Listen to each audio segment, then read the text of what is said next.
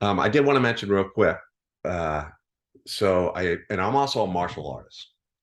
So I go by I'm called, well, Thomas Messerol or Tom Messerol, but my stage name is Magus, Master of Martial Magic, Oh, because cool.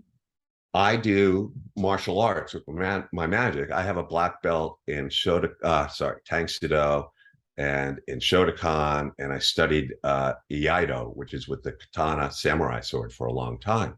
Wow. That's So I have a trick that I invented, uh, a thing I invented where I get somebody from the audience. I have them sign a consent form first, and I put them on a table, and I put a watermelon on their stomach, and my assistant puts Play-Doh over my eyes. Play-Doh, if you don't know, is this old clay thing that we had years. I don't even know if they still have it. right. Put Maybe. Play-Doh over my eyes. There's a metal mask that you cannot see through. I share it, whatever. You can't see through. Wrap me up with an ace bandage, and then put a bag over my head. And I sliced the watermelon in half on this spectator. Oh, actually, first I tie their hands behind their back. So it's like, and I've done it for magicians and told them what's going to happen and everything, and they're still terrified. So, Oh, but cool. yeah, but I realized, so I slice it in half. I line up at their like crotch first, just to make the audience laugh, and Yeah, then right. they Yeah. get it right. But at first, and I came up with this thing, with this, trick, whatever, and it's a lot of martial arts training and it's magic as well combined. But when I did it the first time, I did it with a black belt in Aikido at a Boeing event with like 1,000 people. And he took his shirt off because he wants to show off and everything. But there's a lot of laughter when I do this thing effect. And I realized when he laughed, the watermelon would roll off his stomach because he was laughing too. So he would grab it. Hey there, we're back again. Hey What? there, we're back again. So Yeah, nice to see you. been so long. I know. I Goodness, know. And I'm still in the library. man. Whew. And I'm I still live here with my background. I live here, and I mean, there's a fireplace, these Oh two man. couches and everything. Oh, I look mean, at it's just, and there's a Godfather desk over that. there. That's where my wife writes. I'm on this little desk here. Oh my, yes. Yeah, well, let's talk a So little bit more about your wife. yeah, I forgot to give her name, which I should, because she's written 35 books and she had a TV show. Her name is Annette Cascone, and she wrote uh, with her sister Gina many of the books. I think most of the books, but they were a great team. These are great. The Dead Time Stories.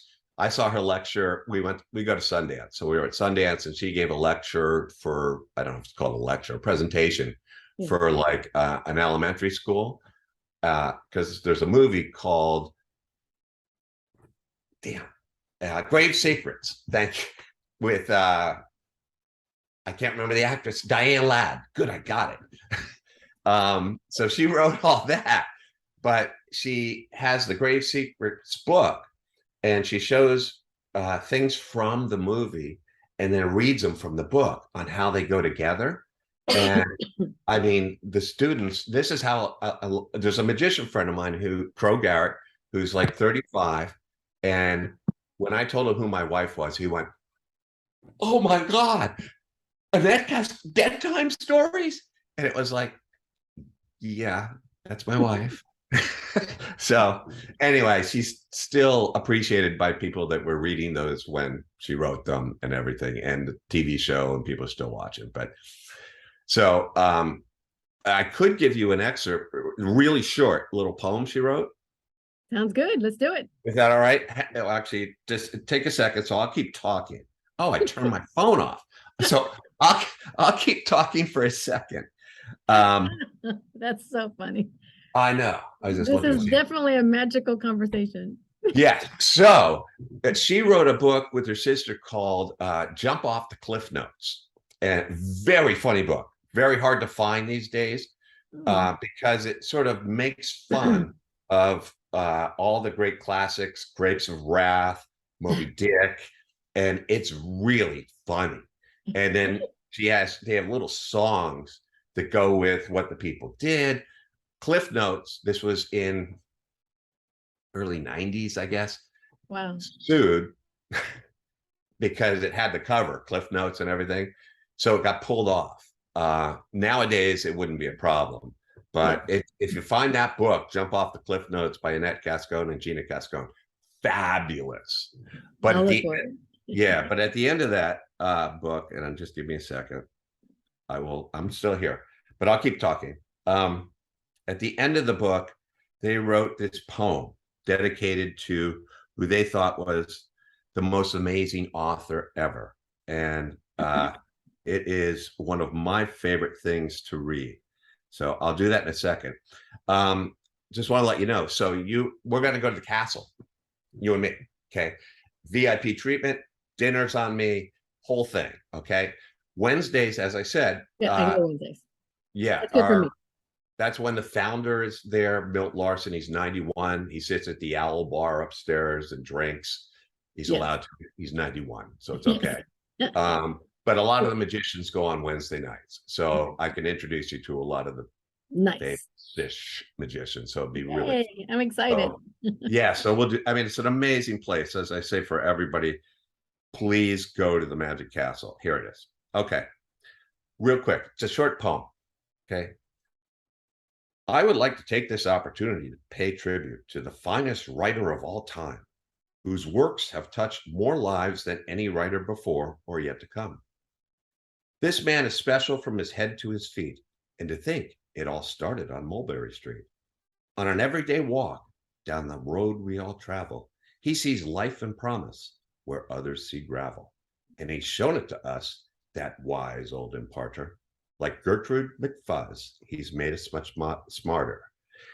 He taught us to read, and he made it a cinch, from the Cat in the Hat to that nasty old Grinch. And Bartholomew Cubbins, the Sneetches and Sam, with their hats and star bellies and green eggs and ham, have shown us deep down in our hearts we're the same, no matter the color, the size, shape, or name. He's made the world better for young and for old. He's made our hearts lighter with each tale he's told. The everyday walk can be magic, you see. It's all there inside us, inside you and me. So when you find yourself feeling low, like, oh, what's the use? Reach out for a book that was written by Seuss. That's cool. Isn't that really? I love that. I know. I want a routine I wanted to work on. I was going to use that poem and produce all these like Seuss characters and stuff. I haven't done it yet, but it's one of the most beautiful poems, I mean, I've ever heard. She shared it with his real name is Theodore Geisel, but he passed away with his wife. So, and thought it was just spectacular. And I've never been happier in my life. Because we are so much in love, and it's 7 years, and you think it'll go like this, and it goes like this. It's amazing. So if you find somebody like that, hold on to it. Yeah, good for you. And okay, so I'm going to go on. My wife, as I said, is an author. I'm an author too. Not like my wife, who writes really well. I hate to say bad things about my writing, but I wrote 2 books in a trilogy so far. First one's called Magus, Master of Martial Magic, The Magician's Primer. Now, the story is about Astrophysicist who teaches at a college in LA. He's a magician and also at the Magic Castle. And he's a martial artist. So it's right about what you know, right? Exactly. So, but it's a novel. His name is Nicholas Thompson. And I worked on satellites a lot in the classified area. So I had access to a lot of imagery and a lot of things. And I'm also a research nut if I write anything. So he goes off to study with the Magi, which is actually a real thing that started with Zoroaster back in whenever Zoroaster was here, and Pythagoras, and it's an interesting story. But I created a Magi cloister, which is where Pythagoras eventually went. It's not real, but in the Karakoram Mountains, which are like spiked mountains around Pakistan and India. Beautiful. But I did a satellite image. Well, I want to be careful. I had an image of those mountains, and I found a place that has a scoop out of it, like a big ice cream scoop, like God did it. Yeah. And it's got green grass and flowers and things. Yeah, we can see these kind of things, Yeah. and a river running through it.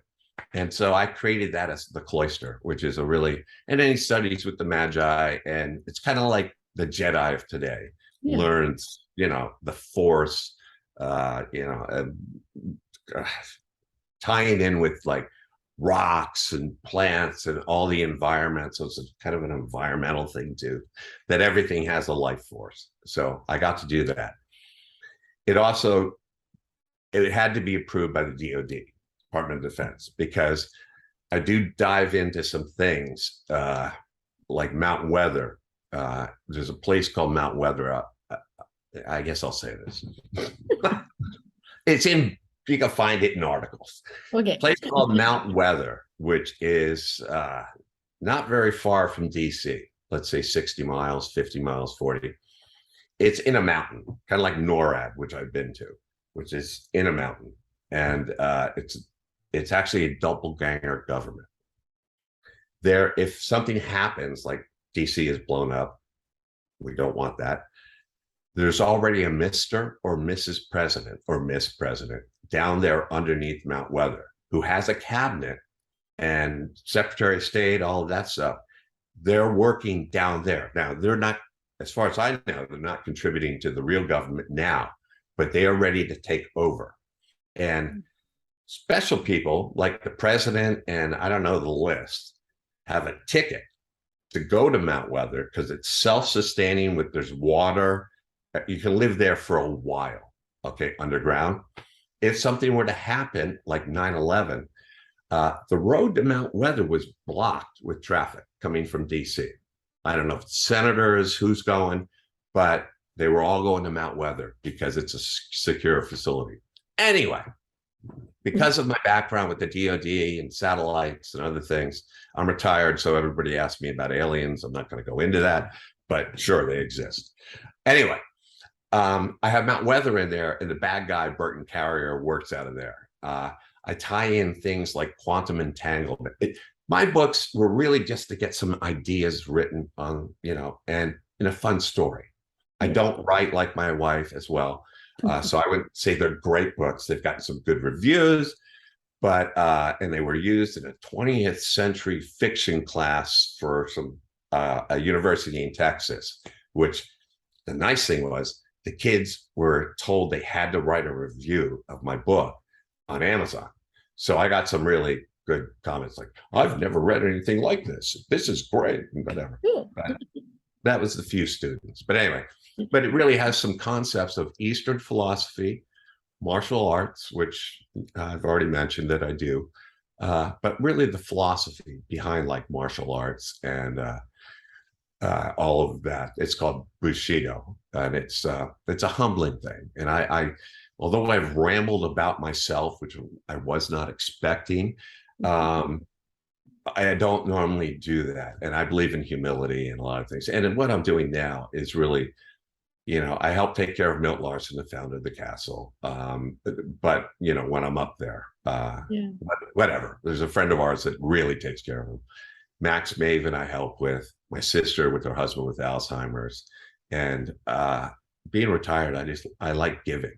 So, helping other people. But I'm not used to like this. But once you said it's about you, I was like, I haven't done this before. About me. Let's show the library and I'm this and that, and whatever. But thank you. But anyway, so my books, they're interesting. They have concepts in physics that I wrote a paper when I was at Hughes that won a patent award about communicating faster than the speed of light and being able to talk to the past and the future.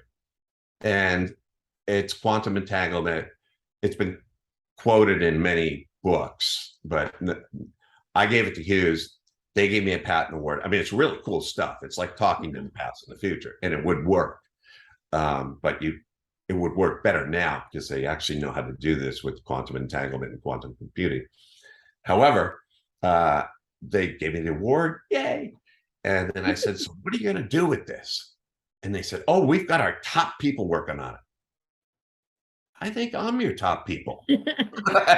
Who are these people? I think it's going to be right next to the Ark of the Covenant from the end of Indiana Jones in that long whatever. So Right. eventually I gave it actually to, I work with the CIA a lot on satellites and stuff. So I gave it to a CIA agent and it disappeared.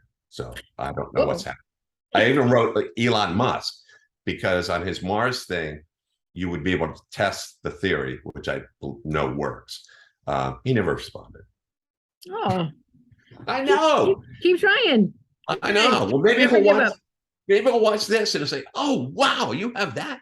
So I doubt it ever got to him. But anyway, so that's in the book, and it's dumbed down, and I don't mean to say that in a bad way, so that it's accessible for anybody. I mean, children have read it, like teens and things. It is accessible for that. The second book, the first book was edited by my wife, who passed away. And she's not a real editor, but she's meticulous on writing. The second book is edited by an actual editor and professor of philosophy and a magician. So it's I like the second book better. I'm just saying, but you have to read the first book to get to the second book. And there's a third book that's going to be written. I already have the cover, although I have no book because I'm afraid that the guy who does my cover might pass away. So I want it to match the other covers. So I don't like saying that, but it's always anybody could, a bus hits them. So I got it already made, and it's me and Annette Cascon. So, which will be a good book if it's with her. So, and we talk about going back and redoing the first two as well, but she would rip them apart. As long as they don't lose my ideas. Yeah. So anyway, so they're on Amazon. If I'm really humble on the books. If people buy them, I mean, I get like 50 cents. So it's not like I'm living on that. So, but anyway, they're out there. I'm actually doing the audiobook for the first book now because a lot of people tell me, you have such a great voice and you were an actor. You can do different voices and this and that. Yeah. Why don't you do the audiobook? Because a lot of people listen to audiobooks in their car these days. So I was like, cool. Yeah. So my son's a musician. Just graduated from Berklee College of Music, Trevor.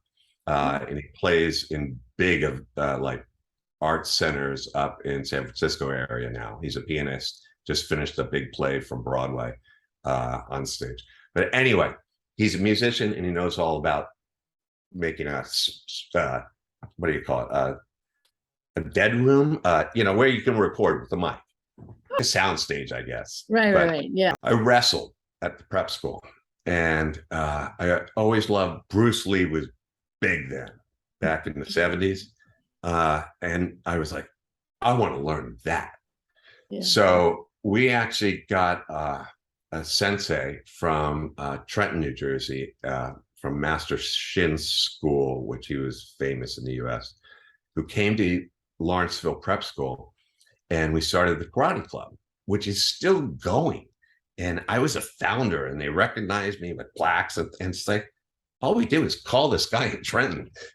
But there was no place, I don't think Lawrenceville wanted the karate club, which then became really big. They put us in a basement of one of the buildings. Lawrenceville's from like 1816 or something.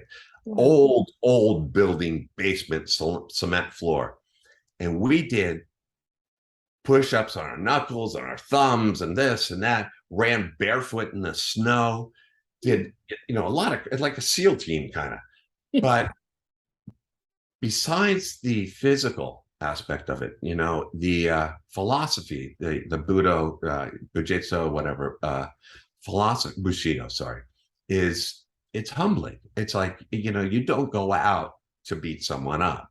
You do everything you can not to get in a fight, and back away. If your life's in danger, then fine. But it's a humbling philosophy for that.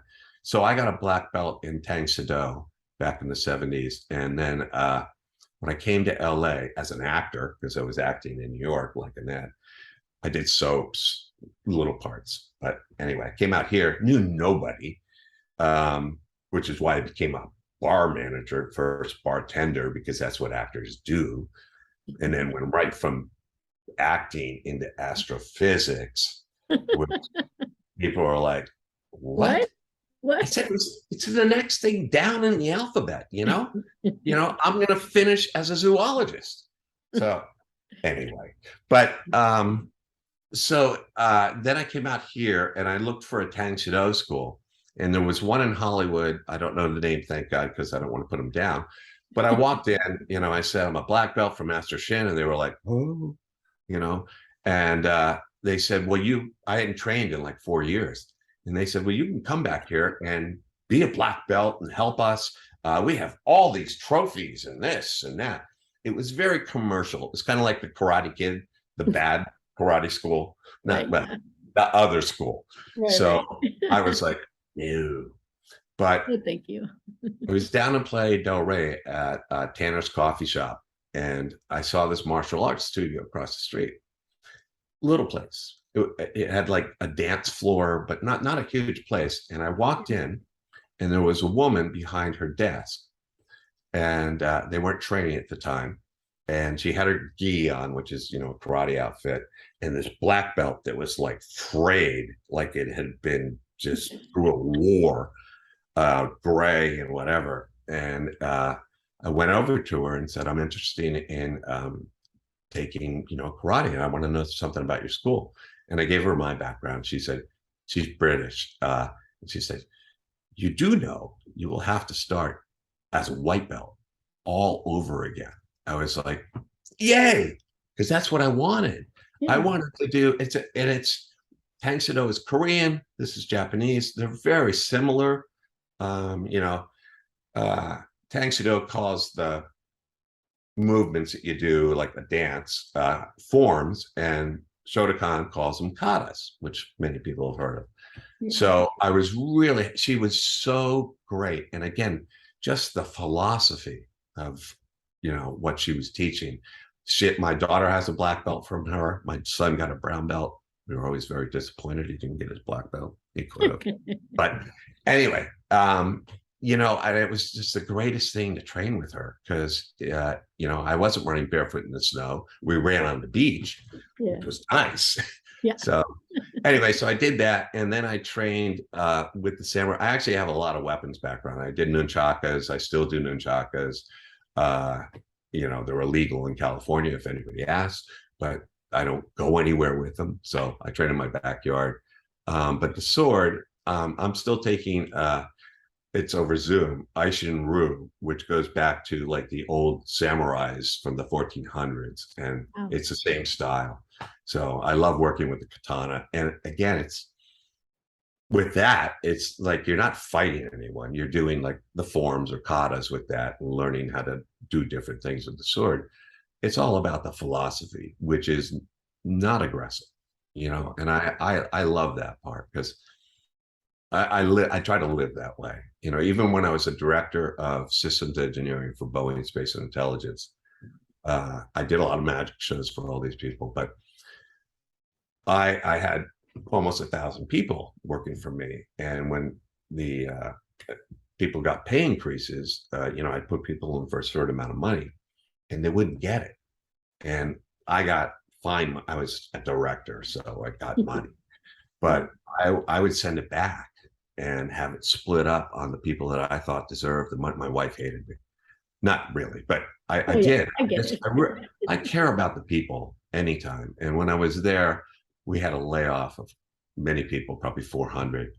And I remember one woman who I laid off and she was crying, but she said that was the nicest layoff I've ever had. So I guess she'd been laid off before, but it was kind of a compliment.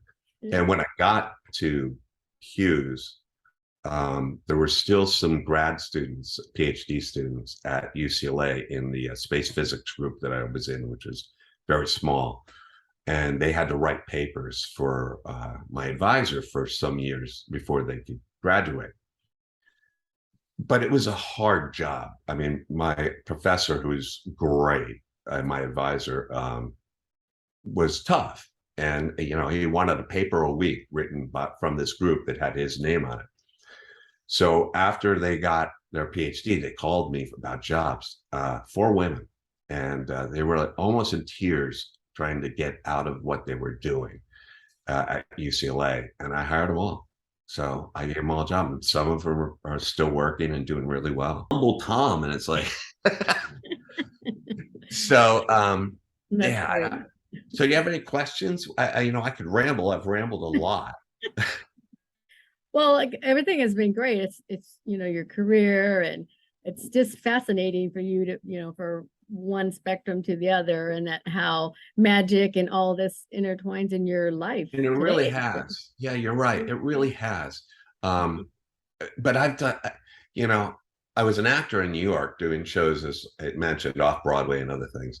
I came out here, didn't do anything, and I auditioned for one of the scary movies at the time, which was not Halloween, but one of the spin-offs. Yeah. I auditioned with a Shakespeare monologue from The Tempest, which was probably not the way to get a part in a D movie, scary movie. So I didn't get it. But I did some extra work and other things. But then I became a bartender, really, in the movie. And I was in a movie called Desperate Acts of Magic. You can find it out there, probably on the web, which had some really good people. It's a fine movie. It's not The Godfather, but it's kind of okay. But I did my Sightless Samurai, which I was finishing with when I talked to you before, which has all that stuff around my head, and then I sliced the watermelon in half, and that's in the film. So they wanted me to do that, and I did other stuff in the film. But it's kind of lost somewhere out there right now, I believe. So now I do that, and I have the radio voice, and I'm going to do my audiobooks, and I'm happy with everything that I'm doing, and I'm happy to be talking to you. You were so gracious, at the award show. It's so nice. So it was nice bumping into you. I'm like, hi, how are you doing up there? Oh, I'm not that tall. You're tall. A little tall, but that was but it was just really nice. Great entertainment. I was so blessed to be able to go to that award show. Yeah, the award show is great, and as I said, I sent you for your article many of the names, and I had more, but I think you're fine with what you have. Yeah, but it was just nice to see all of the people that came, and really they came for Max. Mostly. I found that out. But I mean, there were other things that were important, but Max was, dear to all of us. Yes. And I forgot to mention, at that award show, as I did mention, I give $1,000 to the winner of the juniors awards every year. The reason I do that is about 7 or 8 years ago, my wife were at the award show, and they did not do the awards this year due to COVID and some other things. But the only award they did was the juniors. So we're watching the show, the award show, and all of the magicians that are winning, like Parlor and everything else, are getting $1,000 presented to them from somebody. The juniors got nothing. And my wife leans over to me and says, Annette Cascone, by the way, leans over to me and says, why don't the kids get money? They're the ones who are like studying magic and need tricks. Gonna go to college. Tom, you should give $1,000. I was like, okay.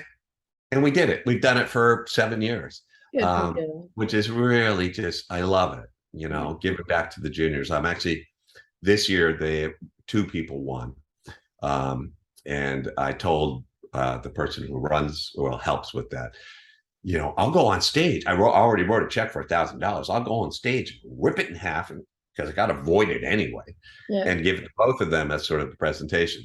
But as it happened, they didn't invite me up on stage, which is fine. But I'm going to the next juniors meeting later this month to present each of them a $500 check. So that'll be for nice. You. Yeah, give back. Exactly. As we watch the stock market go like this, and I don't look at my retirement. I don't want to go about that. I'm like, thank you. I was having a good Friday till then. God. I know. It's like, Ugh. I just have to say, at one point I looked because I knew it was bad, and I had lost like $300,000 in a month on my retirement stuff. And Ridiculous. I was like, whatever. But my director friend, Greg Hansen, by the way, is him. You'll find him on IMBD and stuff. Anyway, he said, Tom, you haven't lost the money. I'm like, yeah, I have. Look. And he said, no, it's not until you take the money out that you've lost it. Right, right, yeah. Which is true. Kind of didn't make you feel better.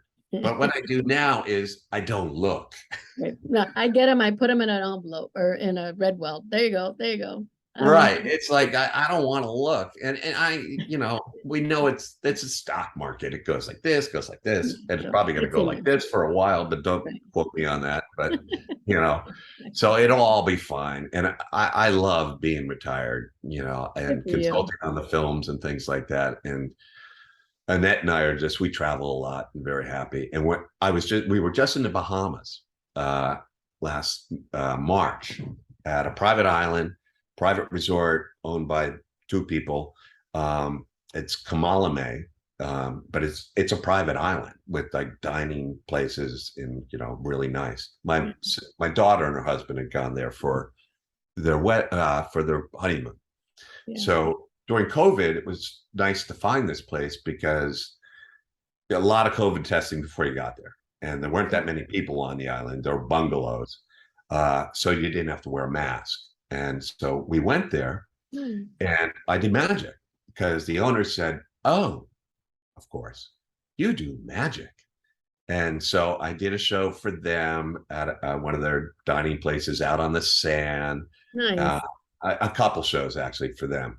Yeah. But the best was the Bahamians, the natives that live there in not so nice houses, because we saw them like shacks, really. Yes. Made so many friends, but I performed for them. Best audience ever.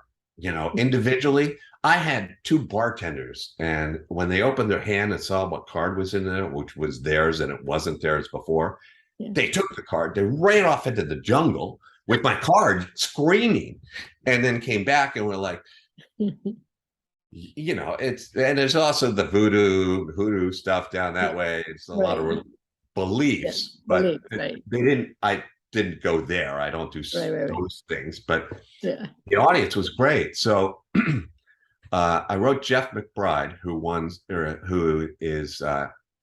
he runs the Magic and Mystery School in Vegas. I've taught there with him on martial arts and magic, but it is the school to go for magic. They used to have week-long master classes with Teller would go, all sorts of people come and talk to the magicians and critique what they're doing. Yeah. And it's all magic. And he has a great library, mystical house, Jeff McBride. So I was telling Jeff about the Bahamians and the shows, and he said, well, Tom, did you know there's a group called Magicians Without Borders, and right now they're over in Poland doing magic for the Ukrainians. And I was like, I did not know that. So he got me in touch with the person that runs it.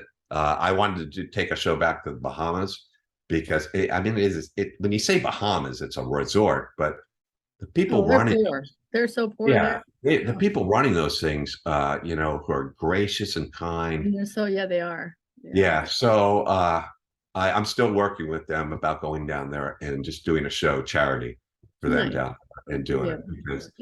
Again, when I heard about Magicians Without Borders, I'm like, I'm in. I would love to help anybody. I'll do it for free.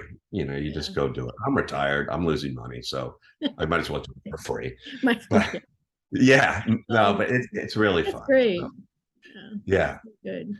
Well, we've had an amazing time talking with you and learned so much. And we will get whatever kind of social media you might have or ways for the Magic Castle, all that stuff. I'll get that from you, and I'll put it in there because it'd be nice to get in touch with whatever our listeners or viewers. Right. And I have an article I told you that I wrote in the beginning of that big book I showed. Yeah. It just says why the world needs magicians. A very short thing, which I'll give to you. I'd love to have that so that my viewers can read.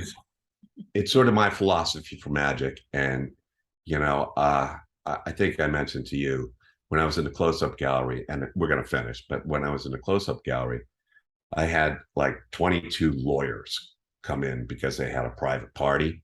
Yeah. And they're like, I don't, go ahead, try to fool me, Yeah.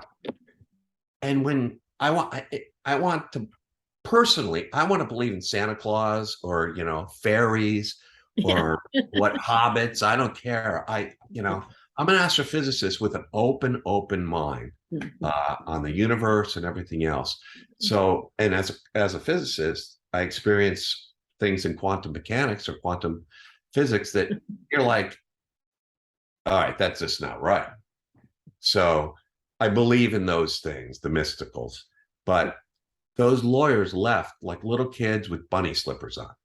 They were so amazed and like became children again. And that's what's nice about magic. So Exactly. That's true. all right. All right. Well, you enjoy your day, and I hope everything goes well. All that you're doing and taking care of everybody. That's a blessing for them. I love doing it. So, and thank you so much for having me on this. And I'm so happy that I met you. Yeah. So. And we'll keep in touch, and I'll be reporting on the Magic Castle here in the next couple of weeks. Yay. All right. Well, thank you everybody for listening to me. I hope I didn't ramble too much, which I know I did, but it's just been fun. So thank you so much.